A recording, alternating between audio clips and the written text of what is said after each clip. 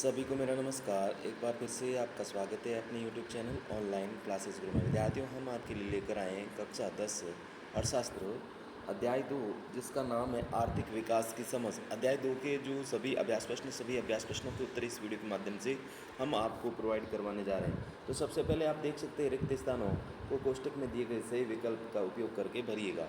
आइए देखते हैं कौन कौन से प्रश्न किस प्रकार से करने, सारी जानकारी।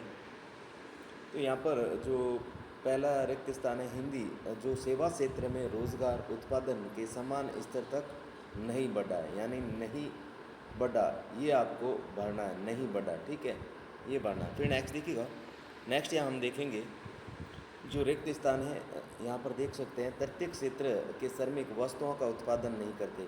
तो यहाँ पर इसमें आएगा तृतीयक, क्या आएगा, तृतीयक। तो तृतीयक और कृषि में से जो है तृतीयक आएगा, ठीक है। फिर नेक्स्ट देखिएगा। नेक्स्ट यहाँ पर देख सकते हैं रिक्त स्थान में संगठित असंगठित है, तो जिसमें आपको असंगठित पढ़ना। असंगठित क्षेत्र के अधिकांश श्रमिकों को नौकरी की सुरक्षा प्राप्त होती है। नेक्स्ट देखिएगा। तो विद्यार्थियों, इसमें आपको संगठित भरना, न कि असंगठित। संगठित जो क्षेत्र होता है ना, यहाँ पर संगठित क्षेत्र के अधिकांश श्रमिकों को नौकरी की सुरक्षा प्राप्त होती है, ठीक है। फिर नेक्स्ट देखिएगा। नेक्स्ट यहाँ देखेंगे भारत में श्रमिकों का जो एक बड़ा अनुपात असंगठित क्षेत्र में काम कर रहा है, तो ये यहाँ पर हम बड़ा भरेंगे, कौन सा, बड़ा रिक्त स्थान भरेंगे। फिर नेक्स्ट देखिएगा। नेक्स्ट हम देख सकते हैं कपास एक क्या है, कपास एक प्राकृतिक उत्पाद है, क्या है, प्राकृतिक उत्पाद है। और कपड़ा एक विनिर्मित उत्पाद है। इसमें जो है विनिर्मित भरेंगे और इसमें प्राकृतिक भरेंगे। नेक्स्ट देखिएगा। नेक्स्ट यहाँ हम देखेंगे प्राथमिक, द्वितीयक और तृतीयक क्षेत्रों की गतिविधियाँ परस्पर निर्भर होती हैं। कैसे, परस्पर निर्भर होती है, तो यहाँ पर आपको परस्पर निर्भर पढ़ना है। नेक्स्ट देखिएगा। नेक्स्ट यहाँ देखेंगे क्षेत्रों को सार्वजनिक और निजी क्षेत्र में किस आधार पर वर्गीकृत किया गया था, इसको उत्तर देखिएगा। तो यहाँ हम देखेंगे रोजगार की शर्तें, आर्थिक गतिविधि, उद्यमों का स्वामित्व और उद्यम में कार्यरत श्रमिकों की संख्या।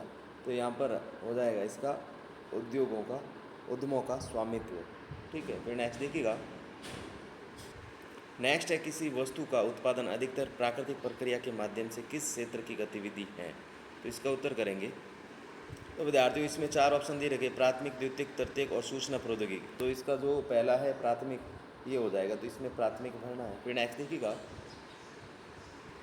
जीडीपी सकल घरेलू उत्पाद एक विशेष वर्ग के दौरान उत्पादित रिक्त स्थान कुल मूल्य है। तो यहाँ पर सभी वस्तुओं और सेवाओं, सभी अंतिम वस्तुओं और सेवाओं, सभी मध्यवर्ती वस्तुओं और सेवाओं, तो इसका उत्तर करेंगे आप। इसका उत्तर करेंगे सभी अंतिम वस्तुओं। यहाँ पर देख सकते हैं सभी अंतिम वस्तुओं और सेवाओं का, तो 2 नंबर है वो करेंगे। नेक्स्ट देखिएगा।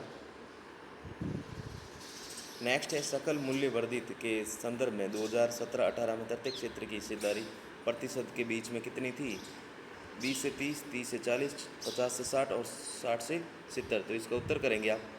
इसका विद्यार्थियों आप उत्तर करेंगे 60 से 70%, ठीक है। फिर नेक्स्ट देखिएगा। नेक्स्ट है मिलान कीजिए, यानी मैच द फॉलोइंग। तो यहाँ पर देख सकते हैं, आइए देखते हैं कृषि क्षेत्र के सामने आने वाली समस्या और कुछ संभावित उपाय, तो इनको किस प्रकार से मिलाना है। तो यहाँ पर हम देखेंगे असिंचित जो भूमि है उसको मिलाएंगे सरकार, यहाँ पर डी हो जाएगा, ठीक है, क्या हो जाएगा, डी, सरकार द्वारा नहरों का निर्माण। फिर नेक्स्ट देखिएगा। 2 को मिलाएंगे, यानी फसलों के लिए कम दाम, वो हो जाएगा सरकार द्वारा खादान की खरीद, ठीक है, सी इसमें मिलाएंगे। 1 में डी से मिलाएंगे, 2 को सी से मिलाएंगे। नेक्स्ट देखिएगा। नेक्स्ट यहाँ पर जो है 3 नंबर कर्ज का बोझ हो जाएगा, यानी कम ब्याज पर जो है ऋण उपलब्ध करवाना, बैंकों द्वारा कम ब्याज पर ऋण उपलब्ध कराना, इसमें ई हो जाएगा, ठीक है। नेक्स्ट देखिएगा। 4 नंबर है, यहाँ पर हम देख सकते हैं ऑफ सीजन में काम न होना, तो कृषि आधारित मिलों की स्थापना। 4 के अंदर आप ए फिलअप करेंगे। नेक्स्ट देखिएगा। नेक्स्ट विद्यार्थी 5 नंबर है कटाई के तुरंत बाद स्थानीय व्यापारियों को अपने अनाज बेचने के लिए मजबूर होना, तो इसमें बी भरेंगे आप, सहकारी विपणन समितियाँ, ठीक है। 5 के अंदर आप बी भरेंगे। नेक्स्ट देखिएगा, नेक्स्ट हम देखेंगे विषम अलग को पहचानिए और बताइए क्यों। तो यहाँ पर देख सकते हैं टूरिस्ट गाइड धोबी दर्जी कुमार, तो इसमें हो जाएगा टूरिस्ट गाइड अलग है, क्या है, टूरिस्ट गाइड है वो अलग है। नेक्स्ट देखिएगा, इसका कारण लिखेंगे टूरिस्ट गाइड तृतीय क्षेत्र सेवा क्षेत्र से संबंधित है, जबकि धोबी दर्जी कुमार ऐसी सेवाएं या वस्तुएं देते हैं जो प्रत्यक्ष रूप से उत्पादन सिलाई या निर्माण द्वितीय क्षेत्र शारीरिक रूप से जुड़ी है, या कुमार प्राथमिक द्वितीय शिल्प से जुड़ा हुआ है। नेक्स्ट देखिएगा, यहाँ हम देखेंगे शिक्षक डॉक्टर सब्जी विक्रेता और वकील, तो यहाँ पर सब्जी जो विक्रेता है वो सबसे अलग है। कारण लिखेंगे हम, सब्जी विक्रेता एक व्यापारी हैं जो वस्तुएं जो है सामान बेचता है, जबकि शिक्षक डॉक्टर और वकील तृतीय क्षेत्र के पेशेवर हैं जो सेवाएं प्रदान करते हैं। नेक्स्ट देखिएगा, नेक्स्ट विद्यार्थियों 4 नंबर हम देखेंगे महानगर टेलीफोन निगम लिमिटेड, भारतीय rail, air India, jet Airways और ऑल इंडिया रेडियो। तो इसका जो हो जाएगा जेट एयरवेज हो जाएगा इसका उत्तर, ये अलग है। तो कैसे अलग है आइए देखते हैं। जेट एवरेज यह एक जो है आपके क्या है, निजी क्षेत्र की विमानन कंपनी है, जबकि अन्य सभी है जो सार्वजनिक क्षेत्र सरकारी उपक्रम है। प्रश्न जो 5 है, एक शोधकर्ता ने सूरत शहर के कामगारों की कार्य स्थिति का अध्ययन किया और निम्नलिखित पाया।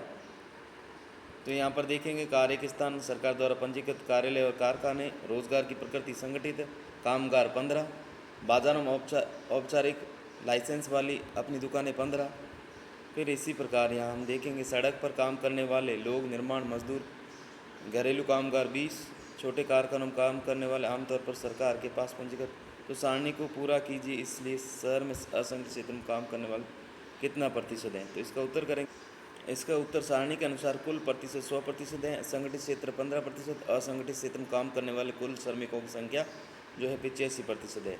फिर प्रश्न है 6, क्या आर्थिक गतिविधियों को प्राथमिक, द्वितीय और तृतीय क्षेत्र में वर्गीकृत करना उपयोगी है, समझाइए। तो इसका उत्तर करेंगे, तो इसका उत्तर करेंगे हाँ, आर्थिक गतिविधियों को इन 3 क्षेत्रों में वर्गीकृत करना अत्यंत उपयोगी है, क्योंकि इससे यह समझने में मदद मिलती है कि अर्थव्यवस्था के किस क्षेत्र में सबसे अधिक वस्तुएं और सेवाएं उत्पादित हो रही हैं। इससे यह पता चलता है कि देश की कितनी कार्यशील आबादी किस क्षेत्र पर रोजगार के लिए निर्भर हैं। यह सरकार को यह तय करने में मदद करता है कि अर्थव्यवस्था किस क्षेत्र को विकास के लिए अधिक नीतियों की आवश्यकता है। नेक्स्ट प्रश्न है 7, इस अध्याय में हमने जिन क्षेत्रों की चर्चा की है उनमें से प्रत्येक के लिए रोजगार और सकल घरेलू उत्पाद पर क्यों ध्यान केंद्रित किया जाना चाहिए, क्या अन्य मुद्दे भी हो सकते हैं जिनकी जांच की जानी चाहिए, चर्चा करें। तो इसका उत्तर देखिएगा, रोजगार और सकल घरेलू उत्पाद पर ध्यान क्यों है। तो इसका उत्तर करेंगे, मापने के लिए किसी देश की आर्थिक वृद्धि में किस क्षेत्र का कितना योगदान है और कितने लोगों को आजीविका मिल रही है। अन्य मुद्दे काम करने की सुरक्षा, स्वास्थ्य लाभ, महिला कामगारों की भागीदारी और आय की असमानता जैसे अन्य महत्वपूर्ण मुद्दों की जांच भी की जानी चाहिए। नेक्स्ट प्रश्न है 8, अपने आसपास के वयस्कों द्वारा आजीविका के लिए किए जाने वाले सभी प्रकार के कार्यों की एक लंबी सूची बनाइए और आप उन्हें किस प्रकार वर्गीकृत करेंगे, अपने उत्तर की व्याख्या कीजिएगा। तो इसका उत्तर करेंगे, सूची के उदाहरण दुकान चलाना, खेती करना, पढ़ाना, बैंक में काम करना, मजदूरी करना। वर्गीकृत इन तीनों क्षेत्रों में वर्गीकृत किया जाना, प्राथमिक क्षेत्र, द्वितीय क्षेत्र और तृतीय क्षेत्र। व्याख्या, यह वर्गीकरण इस आधार पर किया जाता है कि वे प्राकृतिक संसाधनों का उपयोग करते हैं, वस्तुओं का निर्माण करते हैं और सेवाएं प्रदान करते हैं। नेक्स्ट देखिएगा, नेक्स्ट 9 नंबर प्रश्न, तृतीय क्षेत्र अन्य क्षेत्रों से किस प्रकार भिन्न है, कुछ उदाहरणों से सही स्पष्ट कीजिए। तृतीय क्षेत्र प्राथमिक और द्वितीय क्षेत्र की तरह वस्तुओं का उत्पादन नहीं करता, बल्कि यह उत्पादन प्रक्रिया में सहायता और सेवाएं प्रदान करता है। उदाहरण, कृषि या कारखाने के सामान को बाजार तक पहुंचाने के लिए परिवहन की आवश्यकता होती है और धन लेन देन के लिए बैंकिंग सेवाओं की जरूरत होती है। नेक्स्ट देखिएगा, नेक्स्ट है प्रचंड बेरोजगारी से आप क्या समझते हैं, शहरी और ग्रामीण क्षेत्रों में एक एक उदाहरण देकर समझाइए। प्रचंड बेरोजगारी वह स्थिति है जहां लोग काम में लगे हुए प्रतीत होते हैं, लेकिन वास्तव में उनकी उत्पादकता आवश्यकता कम होती है और शून्य होती है। ग्रामीण उदाहरण, एक ही परिवार के 5 लोग छोटी सी खेत की ज़मीन पर काम करते हैं, जबकि काम केवल 3 लोगों का ही है। नेक्स्ट देखिएगा, शहरी उदाहरण, पेट की एक छोटी दुकान पर परिवार के 4 सदस्य बैठे जिसे आसानी से एक व्यक्ति संभाल सकता है। प्रश्न है 11, खुली बेरोजगारी और प्रचंड बेरोजगारी के लिए बीच में अंतर स्पष्ट कीजिए। खुली बेरोजगारी, इसमें व्यक्ति के पास काम करने की योग्यता और इच्छा होती है, लेकिन उसे कोई काम नहीं मिलता है। प्रचंड बेरोजगारी, इसमें व्यक्ति किसी काम में संलग्न दिखाई देता है लेकिन उसकी वास्तविक आर्थिक योगदान क्षमता बहुत कम या शून्य होती है। नेक्स्ट देखिएगा। नेक्स्ट है 12 नंबर प्रश्न, तटीय क्षेत्र में भारतीय अर्थव्यवस्था के विकास में कोई विशेष भूमिका नहीं निभा रहा है। क्या आप सहमत हैं? अपने उत्तर के समर्थन में कारण दीजिए। नहीं, हम इस कथन से सहमत नहीं है, क्योंकि भारतीय अर्थव्यवस्था केवल सकल घरेलू उत्पाद में तटीय क्षेत्र का योगदान सबसे अधिक हो गया और इसमें रोजगार के अवसरों का तेजी से विस्तार हुआ। प्रश्न है 13, भारत में सेवा क्षेत्र को अलग अलग प्रकार के लोगों को रोजगार देता है या क्यों? भारत में सेवा क्षेत्र दो भिन्न प्रकार के लोगों को रोजगार देता है, उच्च कुशल और शिक्षित पेशेवर, जिसमें सॉफ्टवेयर इंजीनियर, डॉक्टर, वकील। निम्न कुशल और कम पढ़े लिखे श्रमिक जैसे दुकानदार, घरेलू नौकर, डिलीवरी करने वाले लोग। असंगठित क्षेत्र में श्रमिकों का शोषण होता है। क्या आप इस विचार से सहमत हैं? अपने उत्तर के समर्थन में कारण दीजिए। हाँ, हम इस विचार से सहमत है, क्योंकि असंगठित क्षेत्र में श्रमिकों को बहुत कम मजदूरी मिलती है, उनके काम के घंटे तय नहीं होते, उन्हें कोई सामाजिक सुरक्षा या नौकरी की गारंटी नहीं मिलती। नेक्स्ट देखिएगा। नेक्स्ट 15 है, अर्थव्यवस्था में गतिविधियों को रोजगार की स्थिति के आधार पर कैसे वर्गीकृत किया जाता है? रोजगार की स्थिति के आधार पर अर्थव्यवस्था गतिविधि दो भागों में वर्गीकृत किया जाता है, संगठित असंगठित क्षेत्र। नेक्स्ट है, संगठित और असंगठित क्षेत्र में विद्यमान रोजगार की परिस्थितियों की तुलना कीजिए। संगठित क्षेत्र रोजगार की शर्तें नियमित होती है, सरकार नियमों का पालन होता है, सवेतन अवकाश और चिकित्सा लाभ मिलते हैं तथा नौकरी की सुरक्षा होती है। असंगठित क्षेत्र नियम अनिश्चित व शोषणकारी होते हैं, सरकारी नियमों की अनदेखी की जाती है, अतिरिक्त लाभ नहीं मिलते और नौकरी की सुरक्षा नहीं होती। नेक्स्ट देखिएगा। नेक्स्ट है 17, मनरेगा 2005 को लागू करने का उद्देश्य बताइए। ग्रामीण क्षेत्र में आजीविका सुरक्षा बढ़ाने के लिए प्रत्येक परिवार के वयस्क सदस्यों को एक वर्ष में कम से कम 100 दिन का रोजगार की गारंटी देता है। प्रश्न 18, अपने क्षेत्र के उदाहरण का उपयोग करते हुए निजी और सार्वजनिक क्षेत्रों गतिविधियों और कार्यों की तुलना कीजिए। सार्वजनिक क्षेत्र, इसका स्वामित्व सरकार के पास होता है और इसका मुख्य उद्देश्य जनहित व सामाजिक कल्याण होता है, जैसे भारतीय रेलवे। निजी क्षेत्र, इसका स्वामित्व निजी व्यक्तियों के पास होता है, इसका मुख्य उद्देश्य अधिकतम लाभ कमाना होता है, जैसे निजी कंपनियां और दुकानें। नेक्स्ट देखिएगा। प्रश्न 19 से अपने क्षेत्र में प्रत्येक का एक उदाहरण देते हुए